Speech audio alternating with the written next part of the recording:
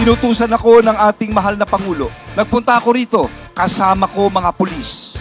At isang bagay ang pinangako ko sa sarili ko. Manunumbalik ang katahimikan sa Dumaguete at sa Negros Oriental.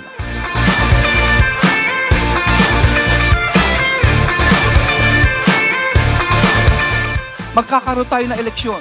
Kanya-kanyang kandidato, kanya-kanyang pananaw. Respetuhin natin, okay lang yan. Isang araw lang ang eleksyon.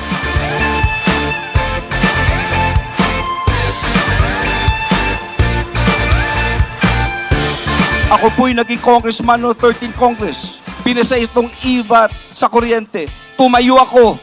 Hindi ako pumayag noon. At nag-file ako ng resolusyon na itigil muna ang implementasyon na to. Dahil naniniwala ako, ito'y magiging masama sa ating bansa.